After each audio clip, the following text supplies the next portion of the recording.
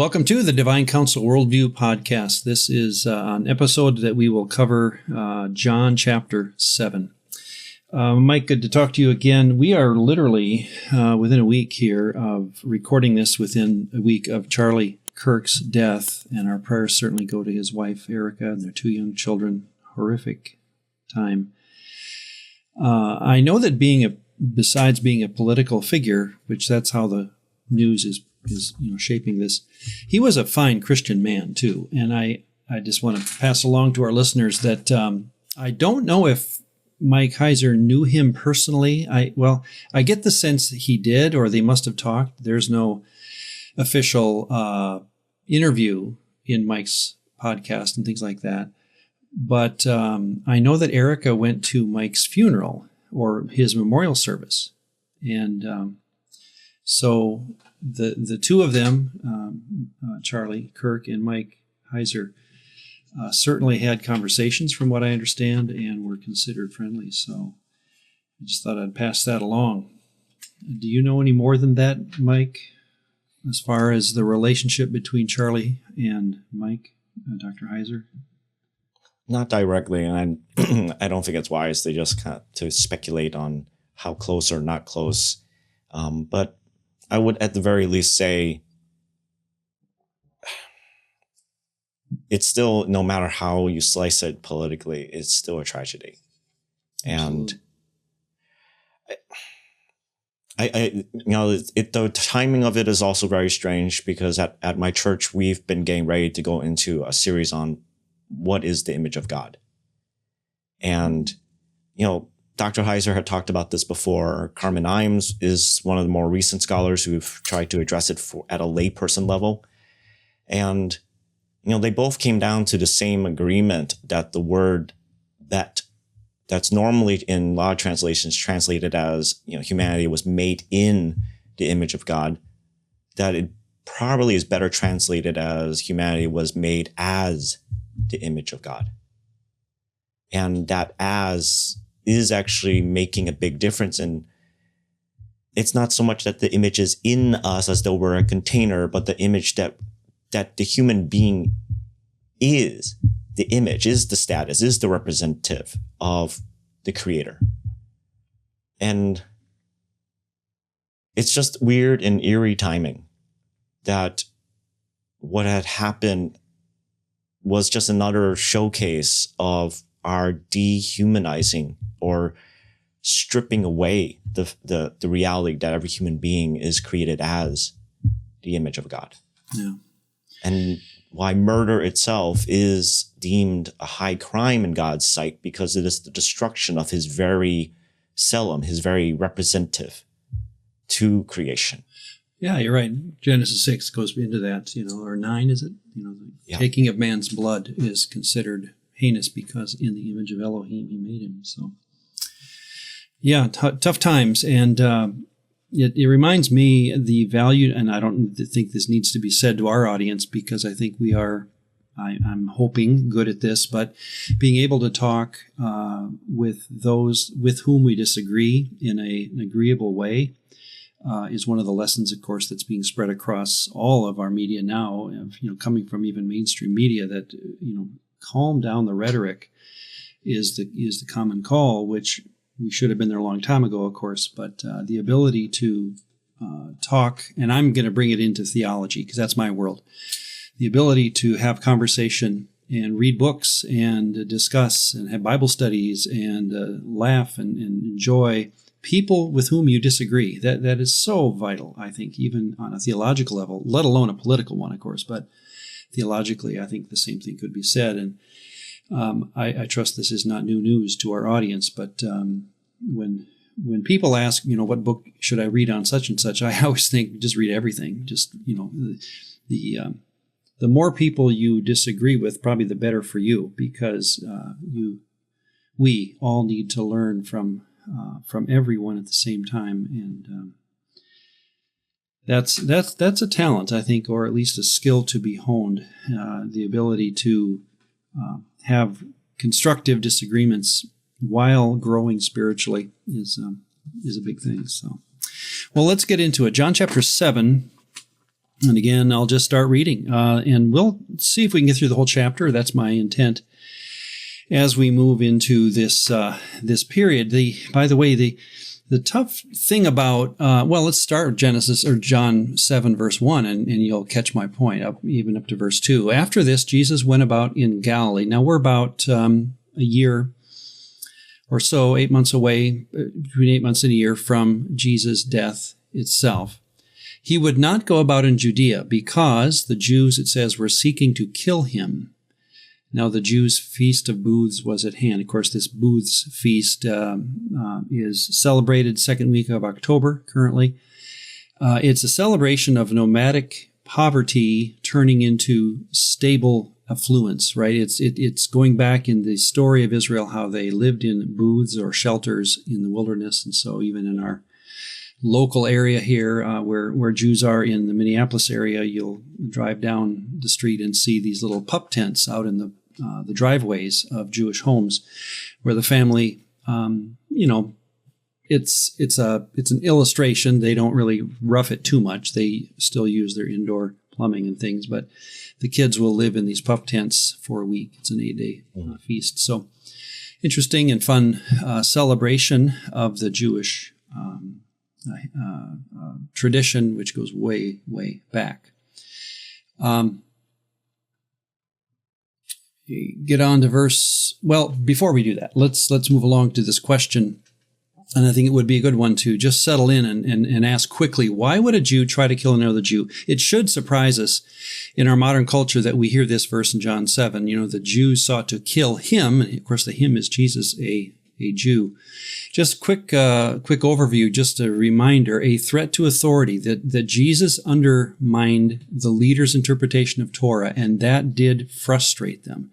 He was also considered a political liability. So their fear that Rome would get involved is always going to be in their mind, and they want to sometimes at this point is here, and here's one of them, those opportunities where they're thinking, let's weigh out the possibility of Rome getting involved with us and getting rid of Jesus, just one individual. He can die and get rid of the Roman problem, shall we say.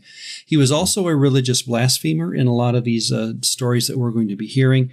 And by the way, all this is something I might have said before as we've been moving through this, but in John, especially now to the end, all conversations will be done with caution on Jesus' part, and even with reference to skepticism on the part of his audience. And it's hard to do, here's my point, it's hard to do theology with a text that was said and now written in the context of skepticism or, a debate format. That's not usually where you get theology from, and Jesus is not, in other words, sitting back with a pen and paper and putting slides on an overhead saying, now let's learn theology, folks. So a lot of these things that are going to be said, and we're going to do this again, especially in chapter 8, where we're going to be trying to figure out Jesus' relationship to the Father, right? Before Abraham was, I am. Those kind of statements are not said in a classroom. They're said in a debate. And so that's why we have to be, I'm just recommending on the front end, careful how we use those things. By the way, is there precedent for Jews killing Jews? Again, this is helpful. In a DCW, we want to think like them, and this is hard to do when it comes to the killing of someone. We just don't do this today in our modern, or at least our Western world. Hasmonean rulers well before Jesus often executed rival Jewish factions, which is hard to believe, but you just have to look as far as Maccabees to hear about that.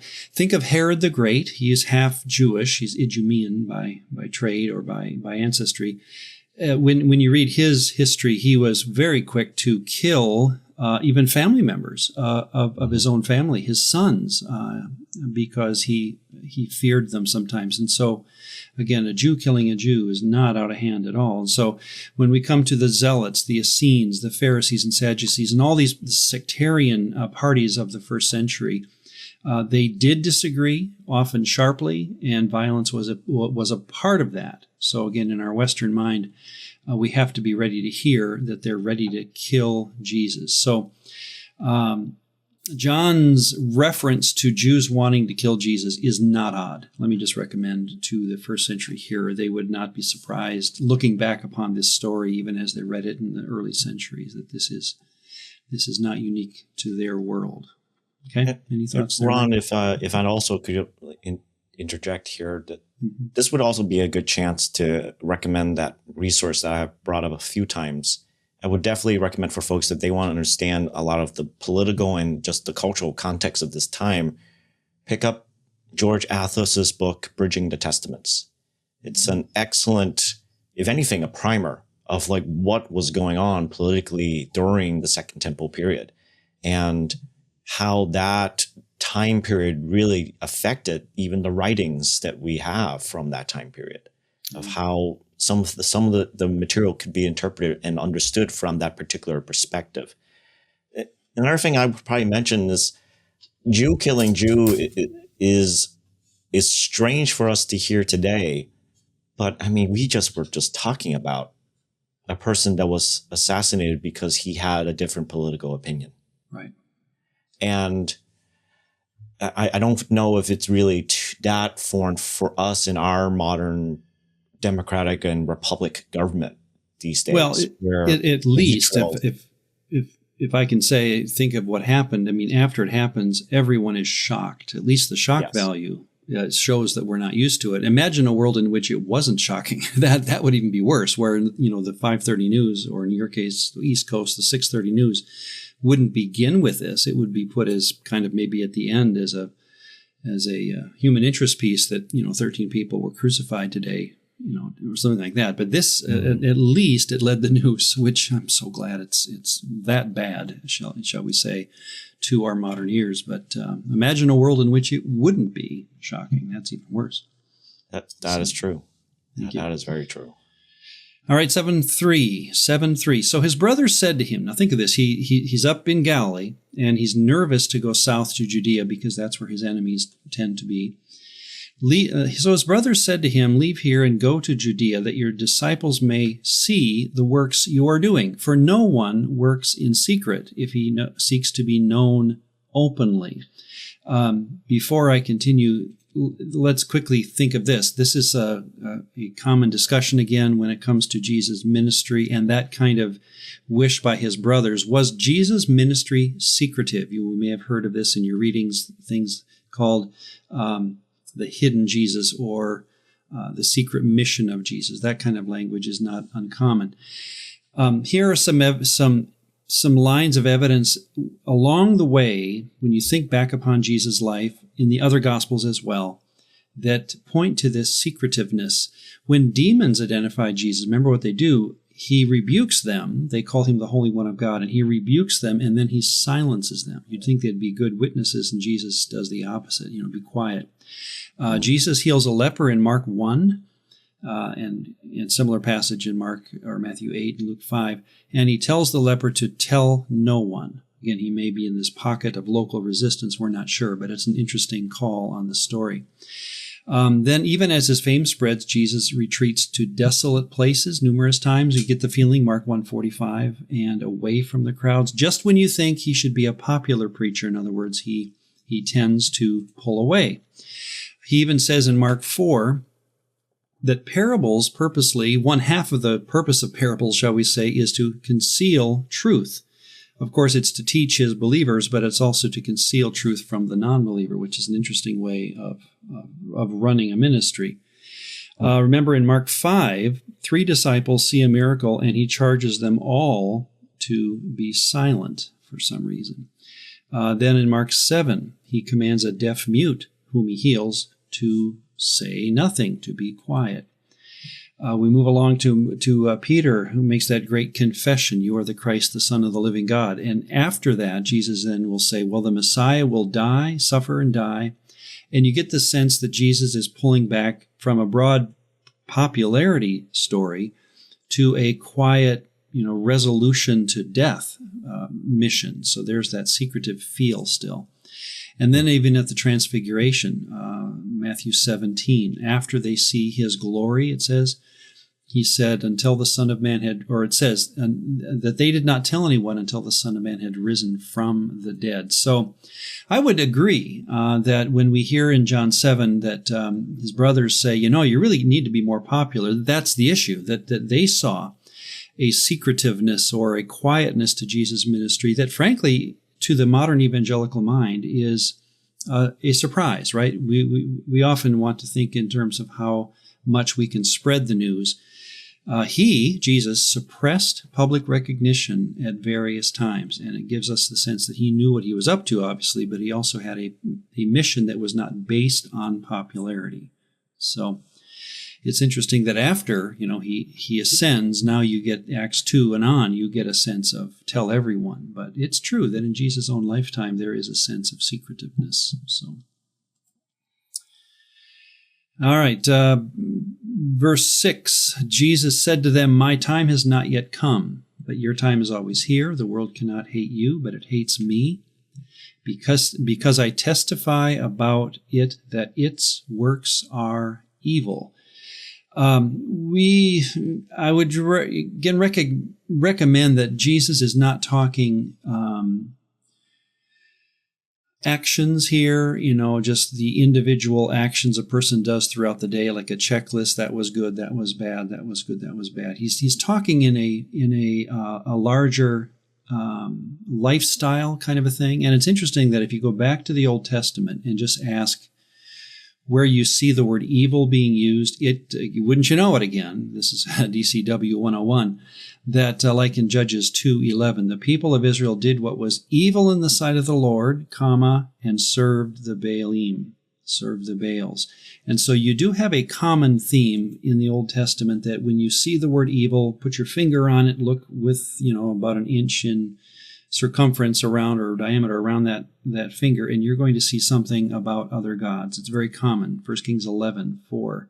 When Solomon was old, his wives turned away his heart after other gods, and he did that which was evil in the sight of the Lord. So I think you can follow through on this quite easily in the Old Testament, which again is the text that they would have been familiar with in Jesus' own day. 2 Kings 17. They did wicked things. There's the evil, provoking the Lord to anger, and they served idols, of which the Lord had said to them. So it's just common. In other words, the evil concept is usually broader than just actions of a person. It's much more than that. It seems to be like Jeremiah 7:30. The sons of Judah have done evil in my sight. They have set their detestable things in the house that is called by my name to defile it, which of course were idols in the actual temple itself. So may I recommend that we're talking broader context than just action here. And we already saw this back in John 3. The world, John 3:19. This is the judgment. The light has come into the world. People love the darkness rather than light because their works were evil. For everyone who does wicked things hates the light, does not come to the light, lest his work should be exposed. So back in John 3, we've already had this theme of evil being deeper than just actions, but it's a lifestyle of, basically it's disloyalty to Yahweh in the end, I would recommend. Continuing, verse 8, you go up to the feast, Jesus says, I am not going up to this feast, for my time has not yet fully come. I think he knows his end at this point, and he simply timing it out, that he is going to die at the next Passover, not this one. After saying this, he remained in Galilee, and here's where, again, the story is so fun, because I don't think Jesus was necessarily deceiving his brothers, but he was so secretive that even his brothers were not privy to his thinking. So verse 10, after his brothers had gone up to the feast, then he also went up, but not in public. He went privately. Not publicly, but in private. So he's still accomplishing his mission by being secretive, being safe from harm, physical harm. At the same time, his brothers probably didn't even know it. The Jews were looking for him at the feast and saying, where is he? And there was much muttering about him among the people. While some said he's a good man, and again, think of the word good there, not just in actions, but in complete lifestyle, as it were, a loyalist to Yahweh. He is a good man. Others said, no, he's leading the people astray. There's the theological side of it. Yet for fear of the Jews, no one spoke openly of him. Again, if you side with him, Jesus, you could lose your position in the synagogue or in the culture of that time period. Verse 14, about the middle of the feast, again, this is Tabernacles, Jesus went up into the temple and taught. Large, porticos, many teachers and priests and rabbis would have been gathering little groups, and he begins to teach one of these little groups. The Jews therefore marveled, saying, how is it that this man has learning when he has never studied? It just shows again that what they're hearing, I think, is amazing exposition of not just traditions of the fathers, but the text itself. Usually that would have been the hallmark of someone who had gone through school, quote unquote, and had sat at the feet of other rabbis as a lifestyle. I'm of the opinion, and I remember hearing this through the writings of N.T. Wright, who did much more background study on this in his works, but he's convinced, and I'm as well, that if we were to videotape our way through the life of Jesus as a young man, you would see him very studiously going over Israel's scriptures. It wasn't just downloaded, right, from Yahweh's mind into Jesus' mind as some kind of a divine act. This is a man who, besides his identity as a deity, I'm not doubting that, I'm just saying that as watching the video, you would have seen him spend hours in the text and talking with others about the text. This is not something that just downloaded automatically. Well, and even just from other synoptic gospels, the Gospel of Luke being the most famous example, right? When he was a young boy, that he got left at the temple, and his parents only realized that he wasn't with them 3 days into their journey back home, that they came back and found him debating and talking with the other rabbis and other teachers in the area, and they were all amazed at how well he understood. And Luke gave that little side commentary about how Jesus grew in wisdom. So, it's kind of funny, right? When we typically think of him being the incarnate Son of God, that we just assume, well, he knows everything. And yet here we're getting this moment and glimpse of, as a human being, he actually had to learn things like a regular human being. I am of that opinion, that Philippians 2 is trying to say that as a 2-year-old, how did he look and act? Well, as a 2-year-old, that's just exactly the humility through which Jesus shows himself to the world, or by which he shows himself to the world, included being an infant, learning to crawl, walk, talk, learn, study. All these things are part of a normal, and you got to keep the humanity of Jesus in full view here, because we don't want to ever lose that. And so that's what I think, well said there, that if we had met Jesus on the road, I think we would have been stunned by his you don't want to say unique in the sense that no man has ever known this, but I would say that just on a human level, I think we would have been stunned by his aggression with the text. And of course, we as DCWers that's what we want to be as well. I think one other thing that's also kind of funny that I've noticed, we even glossed over it very quickly. The text this passage made it clear there was a distinction between his brothers, and there's actually, you could possibly translate the word there as brothers and sisters. Yep. And his disciples. So it almost implies, like, I'm assuming that John is referencing, or the writer here is referencing, Jesus is actually family members. Yeah. His actual they were not brothers, believers at his this actual time. sisters. Yeah. Mm-hmm. And that they were basically looking out for their older brother of, what are you doing? And also, why are you not being more popular? You should be more popular by this point. And what are you thinking? Mm-hmm. Right? As typical siblings would, be poking at one another of like, you're not doing a good enough job. Versus, if you are who you say you are, why don't you make yourself well known? Exactly. And it's a funny little kind of moment where we get a glimpse of Jesus's family life, of how he interacts even with his own brothers and sisters, that he's grown up with. And you don't get a lot of that, really. We have 12 verses of when he was 12. Up, between 2 and 12, you have 12 verses. So you don't get a lot of canonical material about Jesus' life as an early boy. But that's a good point, that in the conversations at home, I'm sure it revolved around this. Who are you? So you're the Messiah and you're eating my oatmeal. And those kind of moments would have been very real. And that's going to come up here, that he's too normal for some people. Too normal to be the Messiah. So, thanks. Verse 16, so Jesus answered them, my teaching is not mine. It is but his who sent me. We have that theme a lot. If anyone's will is to do God's will, it starts in the heart. He will know whether the teaching is from God or whether I am speaking on my own authority. By the way, when you hear God in capital G terms, it's quite common, and I do show the Greek here. I just quickly looked at it, and I do this so I can kind of check myself even sometimes as we move along.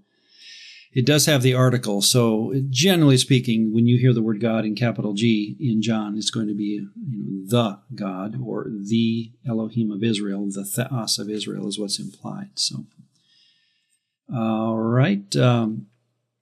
The one, verse 18, the one who speaks on his own authority seeks his own glory. It's a general truism, but the one who seeks the glory of him who sent him, again, just proverbially true, if you're there to give the message of someone who sent you, that's why it's, quote, true. Aletheus, or aletheis, true. It smacks of covenant keeping because you are going to be loyal to the one who sent you. Then Jesus makes this interesting phrase or comment. Has not Moses given you the law, yet none of you keeps the law? Why do you seek to kill me? That does catch my attention, yet none of you keeps the law. We've talked about this before, but we really have to do it again because it's in John 7 here. It's one of the main themes. Let me just read what I have written here for those of you who are able to see this. And these are my own thoughts. Commentators often debate whether Jesus was innovative in his teaching on the law, Old Testament law, or whether he simply drew from Israel's own scriptures and the precedent they set for a proper understanding of Mosaic law. My point being, was Jesus creative with how he thought of the law, or was he doing things with the law that the law itself was doing?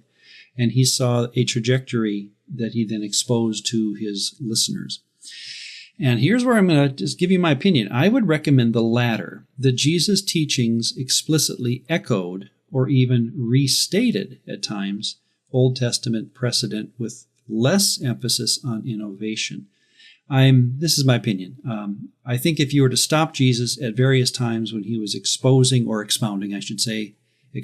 on the Old Testament, and you said, well, Jesus, you're being unique, I think it would be a rare thing for him to say, right, I'm being unique. I think more often than not, he would say, well, you could have read with me over my shoulder and come up with the same thing that I came up with here. So what I mean by this then is that when we go with this idea of him expounding the text as it was meant to be understood, this is what is meant for Jesus to, in my opinion, to fulfill or complete the law. He is obeying what it originally meant.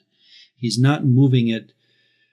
He's not moving the needle to a whole different record. He's saying, if you played out the Old Testament with its intention behind it, with God's intention behind the law, I am giving you what that law originally meant, and thus that's what I mean to fulfill the law, complete the law. And I'm going to recommend, again, you've already heard me on this, Mike, but I don't think obedience is the key here. Just rote. If it says go 55, I'm going to go 54 or 55, but never 56, miles an hour. I don't sense Jesus is living that way. I hear him saying and recommending to others, live by the intent that the law was given, and in so doing, you will fulfill it. So here are let's think through some quick examples of precedents where Jesus taught on law or something that's in the law, and it really had an Old Testament precedent already set up to go. One would be like love of God and neighbor. When he's asked what's the greatest commandment, he doesn't recite any of the 10. He combines Deuteronomy 6 and Leviticus 19, and he says, love God and love neighbor. So what he's doing, I think, in other words, my point is he's not being inventive. I think he's just being careful. And he's saying, if you read the law carefully, you're going to, what jumps off the page of Deuteronomy 6 is to love Yahweh alone, and also in Leviticus 19, to love your neighbor as yourself. Those two things, I would say, Jesus is saying, fulfill everything, and he was getting it out of the law. In other words, it didn't take divine knowledge to catch that. It took a careful reading to get that. Kindness is more important, or mercy trumps ritual. He says that in Matthew 9:13 and in 12:7. He's quoting different situations. That is a direct quotation from Micah 6:6-8. And so again, the precedent is already there that kindness is more important than ritual. And people, here's the point, they should have known that. And if a godly man is listening to Jesus at that time, I think he would have he would have nodded with Jesus saying, yeah, you're right. Ritual is trumped by kindness. Other things like obedience to the intent of the law and not just the strict verbiage of the law. In the Matthew 5 story where Jesus says, you've heard it said, but I say unto you, I don't think he's undoing law. He's as much as he's saying, if you read it carefully, you know that lusting is on the path toward adultery, or hatred is on the path toward killing. Therefore, stop your actions at lust and at anger, and you won't find yourself having to worry about adultery and murder. Those kind of things, again, are found in the Old Testament. Deuteronomy 10:16. It's in the heart. Jeremiah 4:4, Ezekiel 36:26, that God's intent always has been to clean the heart with clean water. Psalm 56, verses 6 and all the way through verse 17, where David recollects what God really wants. So again, I think the teaching of Matthew 5 is generally found in the Old Testament. Sabbath is good for humanity. Remember, he does this in Mark 2. That I would recommend if you read the Old Testament carefully. I think you're going to have a very general teaching on Sabbath, but you're not going to come up with anything weird as much as saying God loves us. That's why he gave us Sabbath, and Jesus is simply saying that. So, all right, go ahead. Well, I also just would recommend, I've said this a couple of times before, even the passage in the Sermon on the Mount where Jesus said, I came not to abolish the law, I came to fulfill the law, right? Or I did not come to make the law void. Even the Greek word for fulfill in that point, in the very commonly used Greek lexicon, the Greek dictionary that scholars often use when working through translation, it does make a note, particularly about Matthew 5:17, where the word in Greek has also been used in the context of prayer, like fulfillment of a prayer. Oh. And so one of the interesting things is when I got a chance to preach on that passage, I pointed out that it's as though Jesus was saying the law and the prophets, like as though they collectively were a person that was praying for something, had a desire, was longing for something. And so the way that we often think of law is revealed in the fact that we think of it so oftentimes as a legalistic or judicial or criminal, versus the way that Jesus described it in the Sermon on the Mount. It sounded more of as though the law was personified as a person, longing for something, a prayer to be answered. And Jesus at that moment is saying, I'm the answer to that prayer. I like that. Yeah. And so cool. I would recommend for folks as well of just that. It's really funny to me. As you were talking, Ron, the metaphor appeared in my mind of this is almost the difference between, in some sense, modern American cooking. You have two major options. You can either get the ingredients yourself and do the cooking from a recipe and actually make it straight. If you wanted to make your own salsa, you can get all the ingredients, chop up all the veggies and make everything on your own. Or you can go to the supermarket, buy it in a can, and then add in some cracks of pepper and say, this is your own invention. Okay. And I think what Jesus is simply pointing out is that so often what the people had heard was more of the latter, that they had heard from teachers and rabbis who had based their teachings on other teachers and rabbis from the past, and not actually going back to the actual scriptures themselves and drawing from the scriptures the actual teaching and meaning. Instead, they're depending on previous teaching and trying to innovate based on that. Yeah, and totally agree. And this is DCW again, where we have the authority to go back to the text. I always find that to be a standard, restarting point for me as I study the Bible, that I have the right, as we all do, to go back to the text and jump back 2,000 years. Yeah, and I think that's just one of one of the very differences of when you see, even just within cuisine, you know something that was actually freshly made from ingredients that were just picked versus something that has been in a store shelf for 2-3 months in a can. Yeah. You can taste the difference. Good point. Let me give you the alternate. Now that I just said what I said, and you've given that a good illustration, I'm going to go the other direction to see how this goes. And I'm going to read what I have written here. On the other hand, there are moments, and we need to be ready for this, where Jesus clearly goes beyond what Torah ever explicitly legislated. We're going to see this in chapter 8.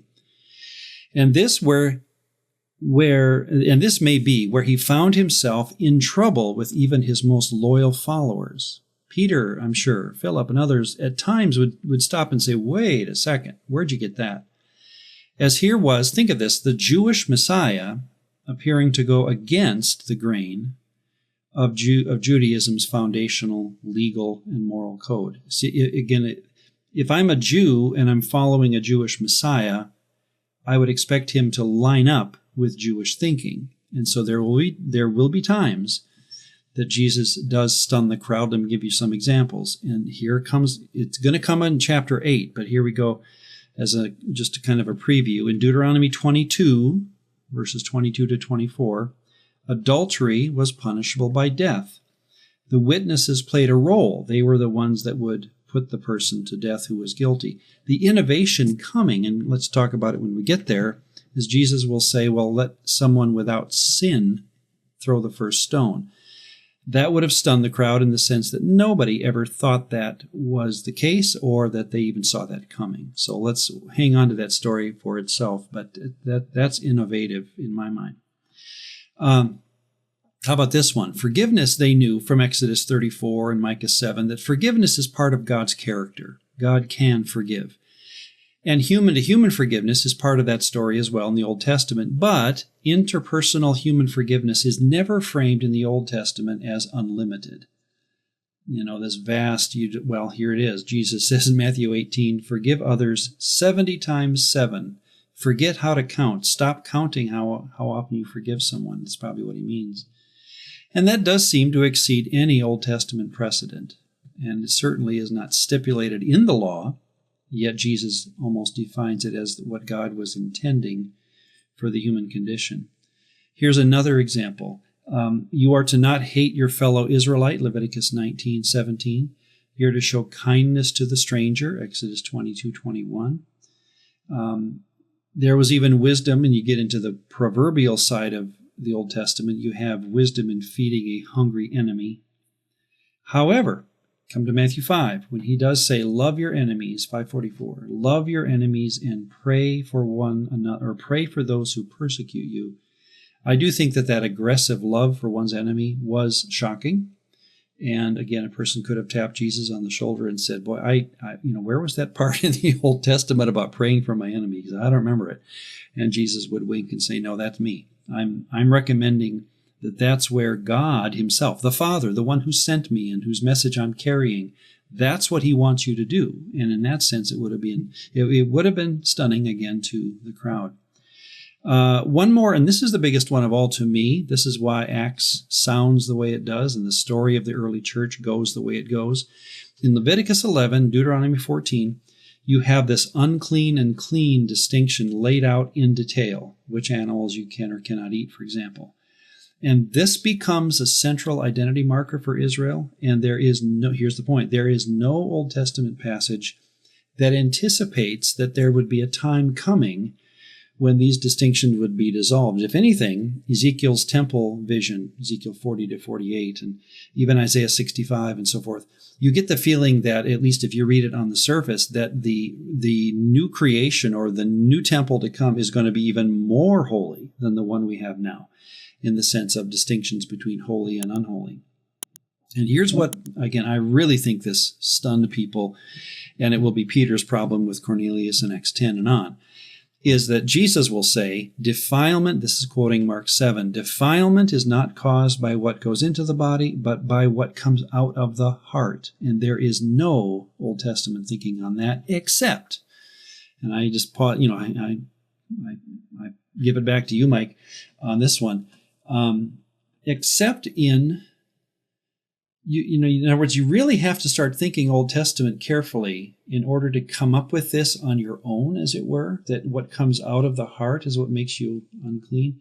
I think you can get there, but this to me is again, just on the human level, the most amazing ability that Jesus showed to think ahead of the law, as it were, and think in terms of what it was intending to say, even in spite of the actual legislations, to not eat this and not eat that. Jesus just defiantly says, go ahead and eat it. And as though to say that's not what the law was all about. So we've talked about this before, but to me, this is probably the most powerful innovation, and it's going to be one that stuns the crowd all the way through the book of Acts. And the inclusion of Gentiles, in other words, becomes part of this.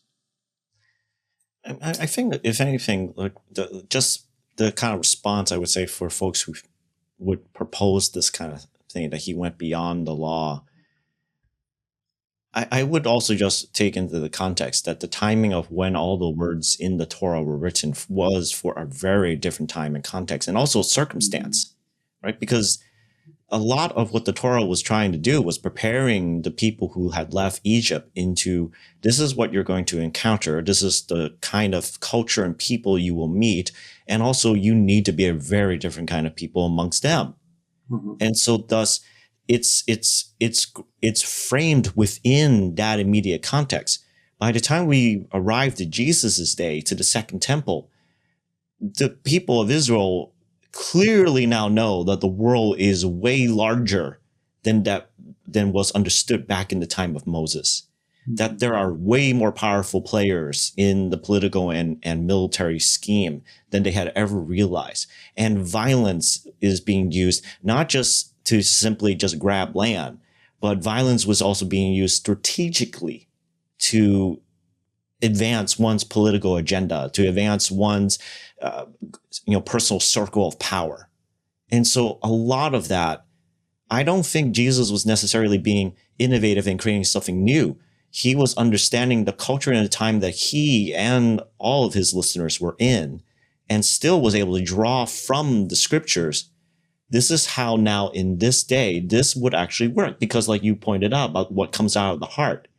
Well, all of the unclean actions in the Torah stipulations, that is ultimately why people were worshiping different gods, why they were doing those particular actions that were marked as abominous or defiling and whatever else, because what was within their heart, the desire for power, the desire for whatever, the desire to survive at whatever it would take, that it is ultimately still coming from that. But what Jesus is saying is he goes below just the immediate legal requirement, the superficial outer, portrayal, because what we've seen through the Old Testament narrative was that people got very good at technically keeping appearances, but then having Baal or Asherah on the side. Right. What I'm trying to get at, and thank you for that, is that the Syrophoenician woman who says, even the dogs, how's it go, eat the crumbs that fall off the table. Mm-hmm. The wisdom of that compared to Peter saying, oh, Lord, I would never eat unclean, right? 3 times he gets the sheet vision. I think the point is the stunning reversal of a simple pagan woman who knows the story, who ends up knowing the story of the Bible better than the disciple who lived with Jesus for 3 years. He didn't get it, which that's what I'm getting at, is that Jesus' innovation would be, it's not what goes in that makes you unclean, it's what comes out. I think the woman of Samaria would have said, yep, that makes sense to me. Sign me up for that kind of religion. That's the Messiah I want to follow. Peter struggles with this all the way through the early Acts, which is stunning to me. But then I think, well, why would it be stunning if that's exactly where most of the Jews were? So, go ahead. Yeah, and Ron, we've talked about this before too, of just how, like, this time period, before seminary, I was baffled. I think after my time now going through some of the materials, now I understand. I feel a sense of sadness whenever I read this time, because even the Pharisees, even the Sadducees, even Peter, right after the exile, all the Jews were trying to figure out why were we exiled? Why did we lose the land? Why was the temple destroyed? Why are we now a vassal state to Gentile nations? And they were struggling with that answer. They were struggling to find an answer. And so often what happened was a lot of the people came up with was the answer of, well, it's because we didn't do the law perfectly. It was because we didn't keep Sabbath. It was because we didn't, whatever, A, B, and C. And so ultimately those things became like, okay, this is the only way we can make sure that we don't ever get exiled again. And so there's a level and a characteristics of fear and of this repeating and not wanting this to happen again. And so I can understand why a good God-fearing Jew like Peter would be, of course I would never do this, because in his mind and the way that the culture was, it was because we did this kind of stuff in the past. That's why we got exiled.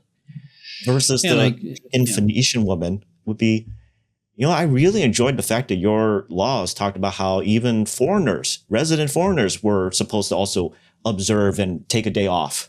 Yeah. Like, I appreciate that. I don't have to work. Why would I not enjoy that? And yet, anyways, it's just interesting, right? It's a different perspective because one is motivated by a fear of punishment. Another is, wow, these are actually good, wise sayings. Yep. And the leaders of the early church were still working through this stuff. That's important to know. Yeah.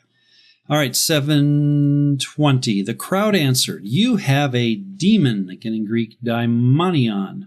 "Who is seeking to kill you?" Here's the first use of demon in John.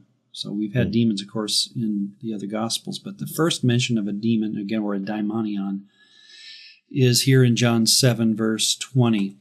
If you pull up that BDAG lexicon that you just mentioned, Bauer, Donker, Arndt, and Gingrich, the standard lexicon for Greek study even today for word meanings, and look up daimonion, it's very, very clear that, let me just read from his, or whoever, whatever made this entry. In Greek literature, the daimon family of words, daimon, refers in general to powerful entities that transcend ordinary experience. Very general. Okay, daimon, daimonia. After Homer's time, Homer predates Jesus by several hundred years, the adjective daimonios means anything sent from heaven or that which is divine. Think of that. It's very general. That which is divine. And the substantive ta daimonion, the demon, comes to mean divine manifestation or heaven, as in our expression, what heaven decrees. My point is that that the standard dictionary for our word daimonion does not, in fact, it even says under its first point, it's a transcendent, incorporeal being with status between humans and deities, meaning it's somewhere, it's living in that world that can transport between the world of the gods and the world of the humans. And it doesn't like a demigod.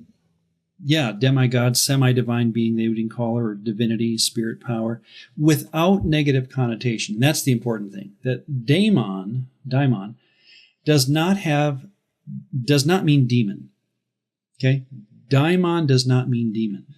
I'm going to actually, if you don't mind, this happened in my dissertation phase of my dissertation on Paul's principalities and powers back 20 years ago. My readers said at Dallas Seminary, you need to have, this is a standard fare for writing a dissertation. You turn in portions of it, and you'll get comments from all three, various things, whether it be, the bark on the tree, they're looking for very specific things, or just the general argument. Sometimes they'll say, you need a paragraph on this, or you need to stop and give a thing on this. And one of the readers said to me, you need to defend that gods of the Old Testament aren't just demons. Okay? Because I just saw a video, I think it's Gavin Ortland, a very good person, good speaker. I'm not criticizing Dr. Ortland, but in his video, he was talking about gods are just demons. He used that phrase, gods are just demons. It's just a word thing. So I put together a couple of paragraphs in my dissertation. I remember spending a couple of days at the library just on this topic. And I'm going to quote from my own dissertation, if you don't mind. The beings known in the Old Testament as, quote, demons, are notoriously hard to define. Remember where we are in John 7. You have a demon, or a daimon, is what's said against Jesus. All right, so what are they saying? Those beings are notoriously hard to define. Page, and every one of these sentences has a extended footnote, so I'm just going to read what I had in the text here. Page believes the LXX used daimon to designate heathen gods as an epithet of contempt. Hack, another author, believes it carried no specific meaning of evil as much as it simply meant God. Trevor Ling enumerated the references or allusions to the hostile evil powers in the Hebrew Scripture, and when he does this, he finds that they cause physical harm in all sorts of ways. They, quote, tempted people to idolatry, witchcraft, and other things which would keep them far from God. These especially, and now it's just me again, these especially rule over the forces of nature, or so it was thought, and they were assumed to live in the heavens. In the NIV, Old Testament, the word demon, English word demon, only occurs in two places, Deuteronomy 32:17 and Psalm 106:37, where it translates the Hebrew plural shadim. The derivation of this term, shadim, is uncertain, though it may likely come from a root that means to rule. Well, that's interesting. And again, there's footnotes that I have in my text on that. If this is the case, it appears that we are back to the approximate setting of Deuteronomy 32:8 and 9, only 8 verses away, in which the world was apportioned out to ruling spirits. There's your, B'nai Elohim thing. Thus, we have no biblical evidence. Here's my point, and here's why I'm reading this. When they say to Jesus, you have a demon, we have no biblical evidence to say that shadim, Old Testament, are anything less than Elohim class beings of the Old Testament. To call a shade, singular, a demon appears to be the same problem we face in calling an angelos an angel. We necessarily import traditional meaning into the term which the biblical writer could not have known. The common and traditional notion of demons being fallen angels, quote unquote, is unwarranted, therefore, at least from a biblical perspective. They may be much more than that. Thus, our appeal here is to not downplay the role of Old Testament shadim by passing them off as mere demons, all the while not knowing exactly what these beings are. In the end, it may be that the created gods of the Old Testament are shadim, or that shadim are a type of Old Testament god. Until we know more, we would do well to not import any traditional meaning into shadim. That's what I wrote in my dissertation. That passed. They all three readers looked at that and said that fits the scholarship that we know on shadim. And it was a big part of my argument, and because when you get to the New Testament, Paul does not use daimon as one of the principalities and powers. To Paul were not daimon. He never equates demons with the 6 mentions of principalities and powers. I think in Paul's mind, a demon or a daimon was a intermediary between the world of principalities and powers, the gods of the Old Testament, and what you and I face every day when we walk around, from house to house and from in the evening from light post to light post. The fear they had of the darkness was the shadim that lived in that darkness, that kind of thing. So anyway, it just brings us back to this statement. You have a daimonion. What are they saying to Jesus is much deeper, much more meaningful than you've got this bad angel on your shoulder. No. We're saying, again, I think I can even put it in the text this way. You have a foreign deity. You're following another god here. So that's, in other words, it's much more striking than we often hear it. Okay? Who was seeking to kill you? Jesus answered them, I did one work and you all marvel at it. Having a foreign deity would be similar to even saying you're in covenant with this deity or something like that. So these demon-possessed people, and I'm just going to use the word demon for sake of English now, but understand my burden here, that when you have demon-possessed people in the New Testament, I think they were in covenant with that deity to the point that they were possessed. They had a demon Doesn't mean you foamed at the mouth and, broke chains. It meant you took your briefcase to work like everybody else, but you were in covenant with a demon, a daimon, and that was part of your life, that you were covenanting with this deity. You pray to it, you supplicate it, you do what you can to make it happy, and that was a loyalty issue to them. And some people did foam at the mouth and break chains, but that would be the rare instance. Most of them, like in Mark 1, they're sitting in a synagogue in a normal service until Jesus walks in. So, major moment in the story in John 7 when they accuse him of being in league with another foreign deity, it seems. 7:22, let's listen to Jesus. Moses gave you circumcision, and then the author or the writer just mentions, by the way, this does come from, Abraham and on, not Moses. And you circumcise a man on the Sabbath.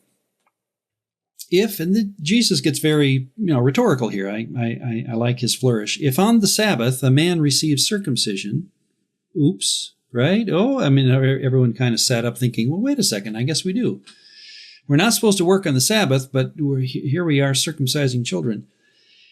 And Jesus is okay with that, because listen to what he says, so that the law of Moses may not be broken. In other words, you're trying to keep up with circumcision, and in so doing you break Sabbath.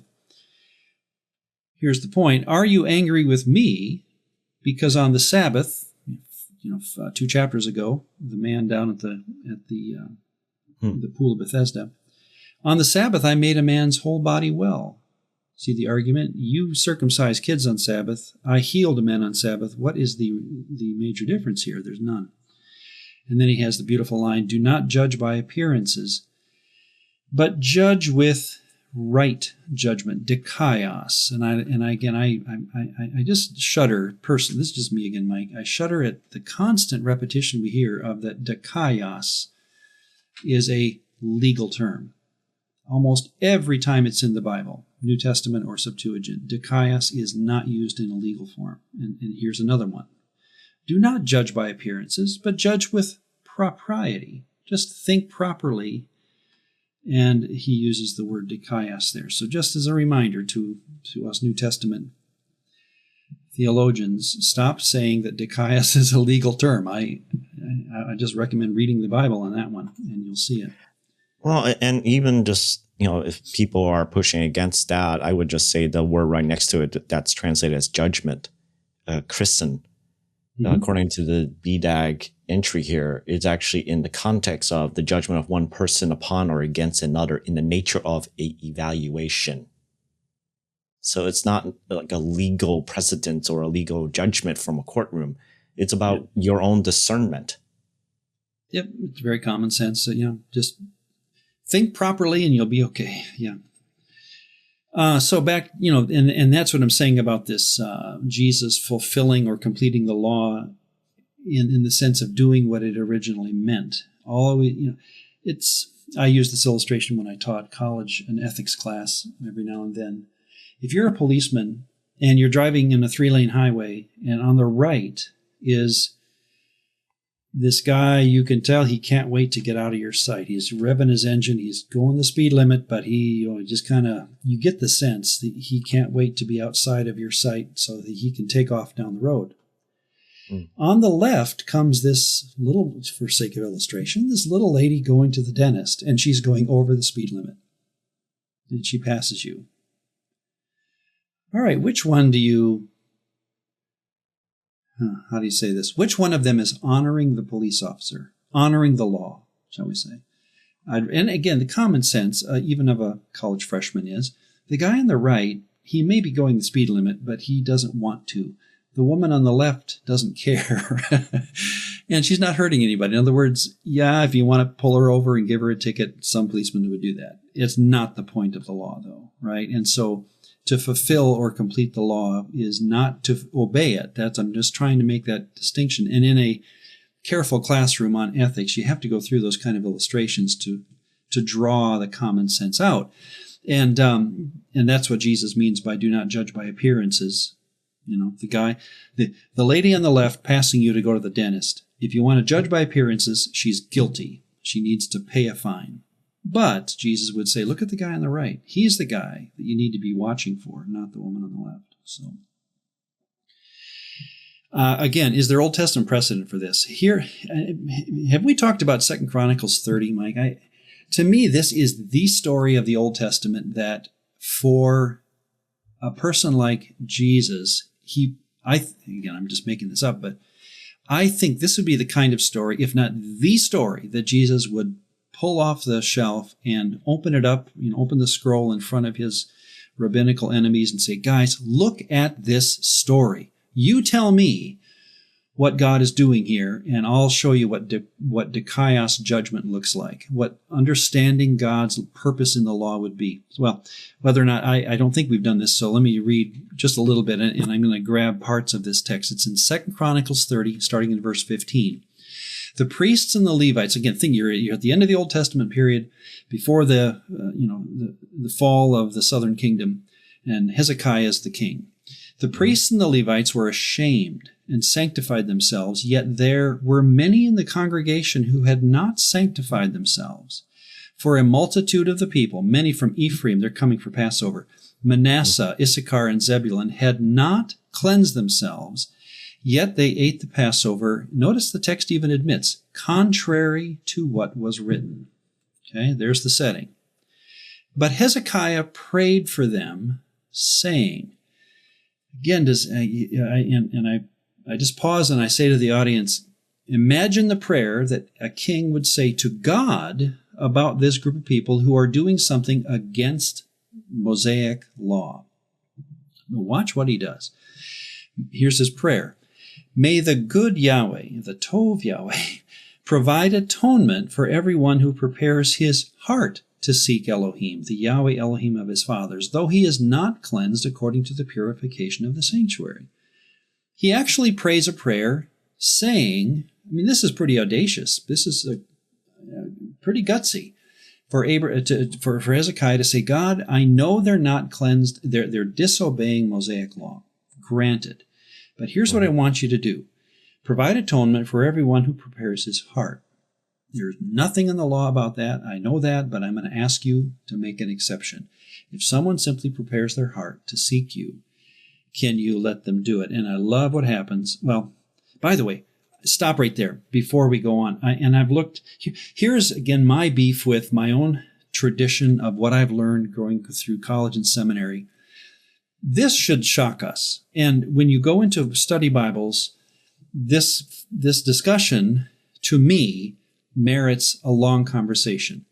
And what I'm, stunned or surprised, maybe not. Okay, I guess I'll admit I'm not surprised, because there's theology to be kind of be protected by some study Bibles, I'd say.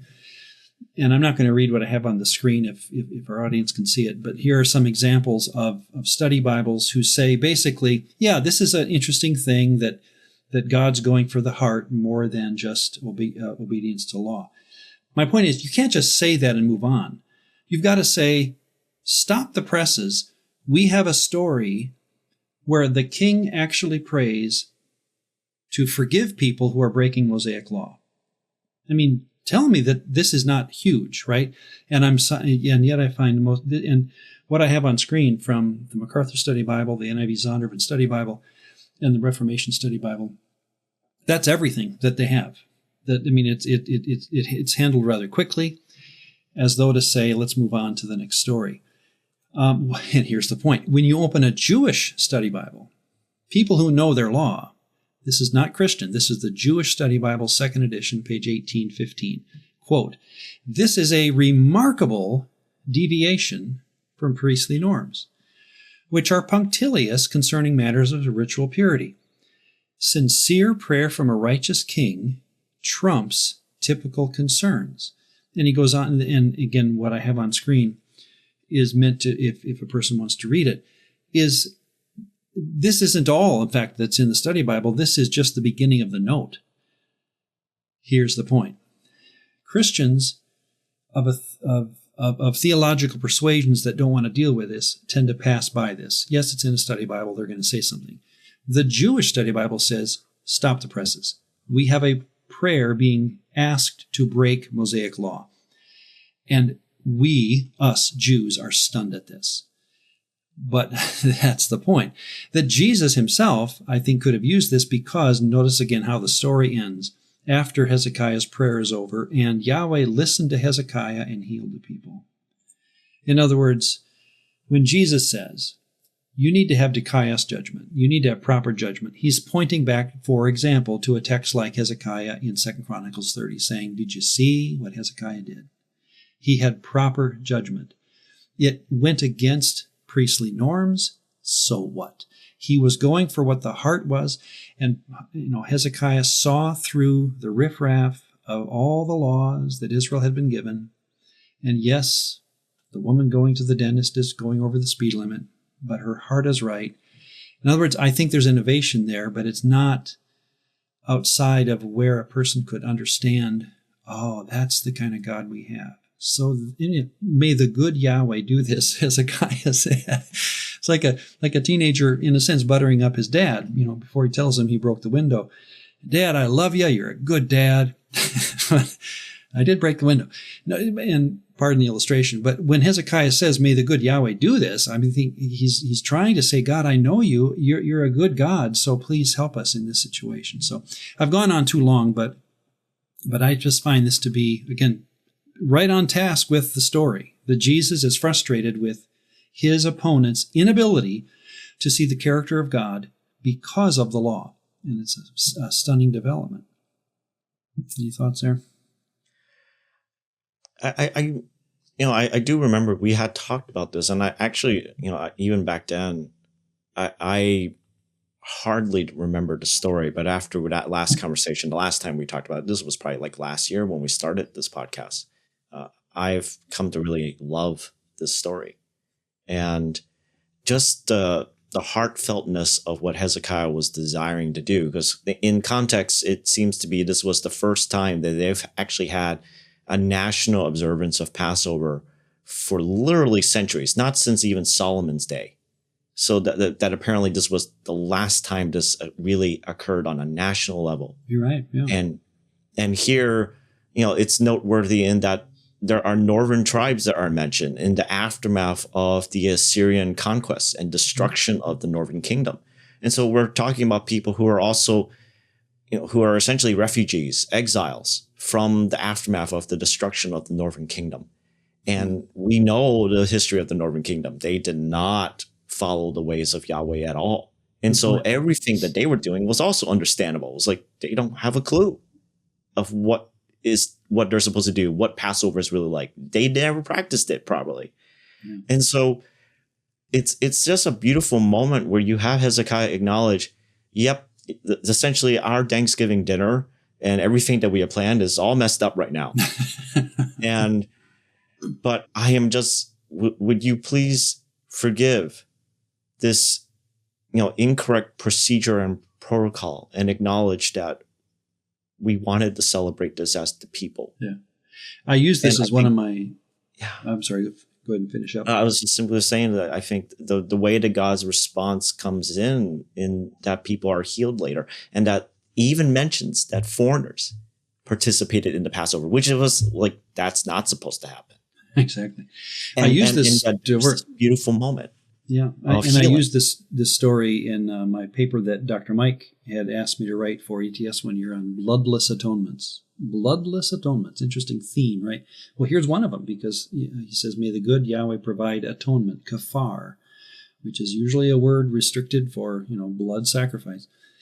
But not this time. Not this time. He says, can you provide atonement, kafar, for everyone who prepares his heart? So he's asking for a bloodless atonement. And wouldn't you know, Yahweh likes it. All right, 725. Let's keep moving. Some of the people said, is this not the man whom they seek to kill? And here he is speaking openly, and they say nothing to him. Can it be that the authorities really know that this is the Christ? But we know where this man comes from. And when the Christ appears, and they use this phrase that I think just means, well, let's talk about it. No one will know where he comes from. There is this unknown origin of Messiah idea. Some Jews did believe that the Messiah would appear suddenly. Malachi 3:1, the Lord whom you seek will suddenly come to his temple. Perhaps Isaiah 53:8, who can speak of his descendants? So there was a a tradition that was kind of brewing in the background that the Messiah would be this mysterious guy who just shows up. At the same time, we have other Jews that did point to, and this happens in in Matthew 2, that Bethlehem will be his birthplace. And so they would say, no, he will be coming from Bethlehem, David's village.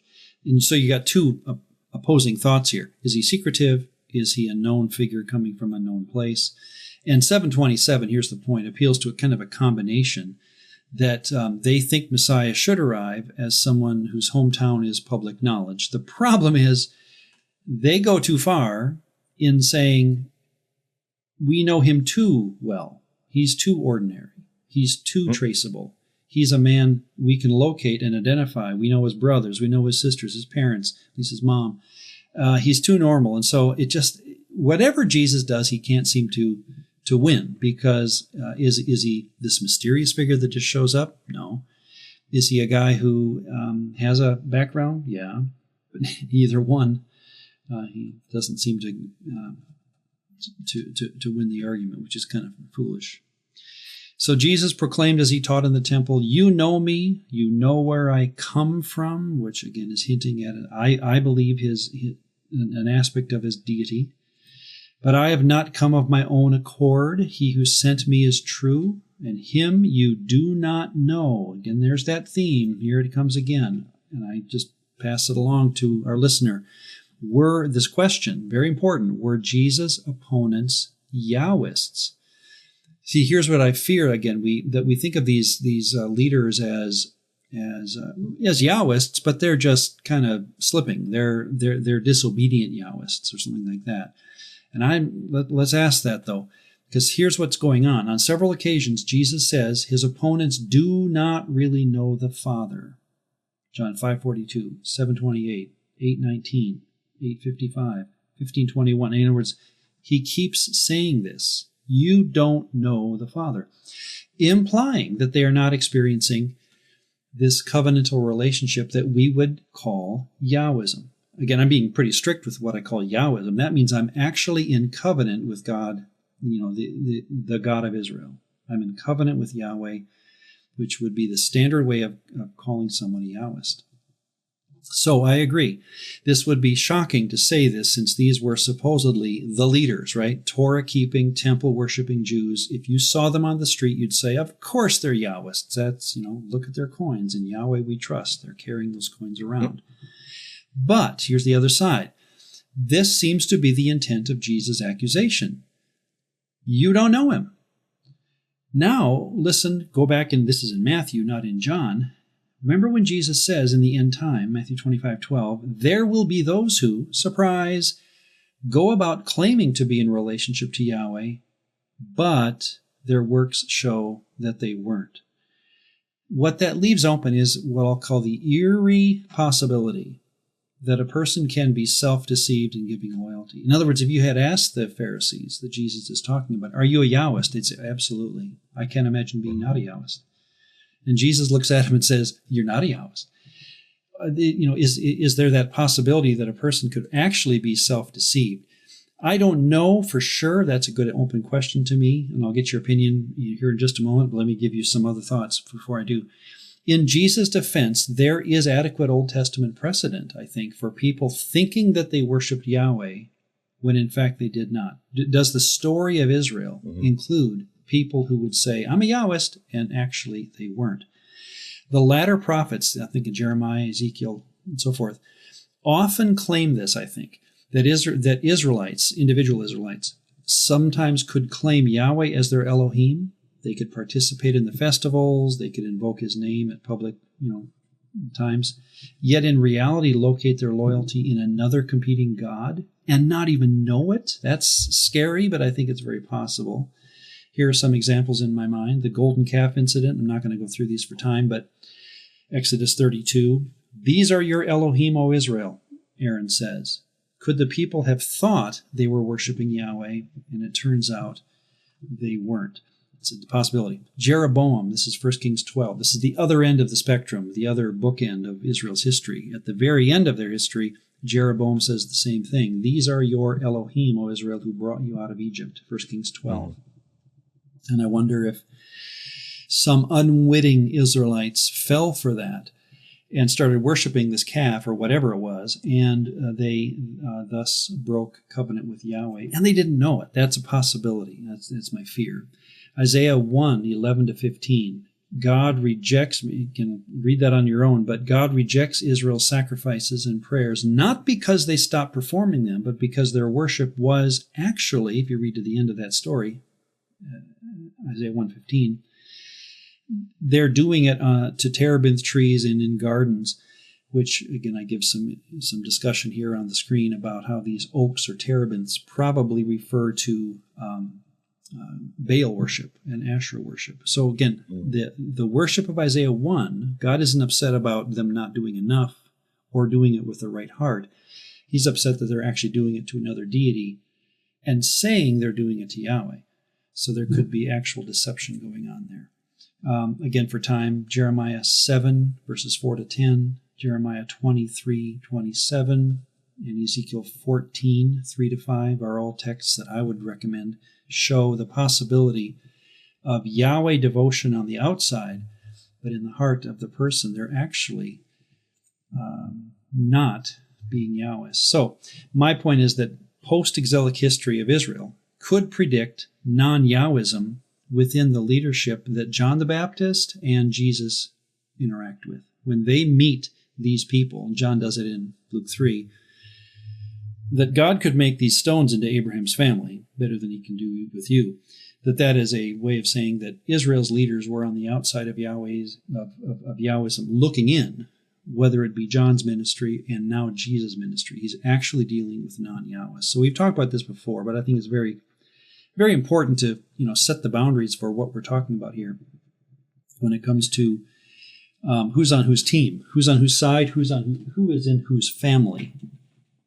Well, and I think even like all the examples you brought up were like from the major prophets, the prophets during the time when the kingdom of the north and the south were still in existence. We get to a point where we even have in Malachi, the last book of the 12, where he mentions where God is speaking, saying how even though they're worshiping him, they're not worshiping him in the way that they know they're supposed to be worshiping, which is to provide a lamb that is unblemished. Instead, they're actually bringing the broken and the feeble and like things that would not be worthy of proper temple sacrifice and worship, but they're doing it because an appearance wise, this meets the requirement, right? I'm supposed to bring a lamb. And Malachi's, accusation to the people, conveying what God is basically saying to them is, no, you're not. You're basically sacrificing these broken things to me. This is not proper worship for me. Yeah. And that reveals actually your heart intention because you don't think I actually am worthy of the best. And again, it was Malachi 1. It was verse 13. Yeah. Where that accusation comes up. So even close to the time of Jesus, at least in the Second Temple period, you have already evidence that people who already made the resolution, we're not going to worship any more gods, any other foreign gods, and yet even the worship of Yahweh within the people who are coming back, it was not still proper. Yeah, good point. You know what? I'm going to make a judgment call here, Mike. We've gone long enough for this episode, I believe. We're up to chapter 7, and let me just finish with verse 31. It'd be a good place to break, and then we can pick it up next time with chapter John 7, verse 32. 30 and 31 end with this. So they were seeking to arrest him, but no one laid a hand on him. Again, because his hour had not yet come. The writer is looking back with providential story in mind. The reason they didn't get him was because, it just wasn't his time. Yet many believed in him, committed to him. They said, when the Christ appears, will he do more signs than this man has done? They are amazed at who he is, and apparently some have set their commitment toward him or to him, and in so doing, again, join the right family. Let's leave it there. Any other thoughts as we close? Otherwise, I think it'd be good for time, just as a nice place to stop the story. We have more to go in John, and I don't want to go farther today with our ability. My wife often, sits through my Bible studies and things, and she says something happens to me about an hour in where I have to set I have to close the book. I'm tired, so I think it'd be Gotcha. a fair place to stop. I think it's a fair place to stop. And Sounds if anything, just a reminder to folks that if you have questions that you want to ask Ron and I, especially within what we've been studying or just other questions in general, you can send them to questions.dcwp at gmail.com. We have done question and answer episodes before, and we're probably going to be doing some more in the near coming future. So if you have questions you want to ask us that's related to our study, please send them that way. Sounds wonderful. All right. Thank you, Mike, and everyone. Thanks for listening. Have a blessed week, and we'll talk to you.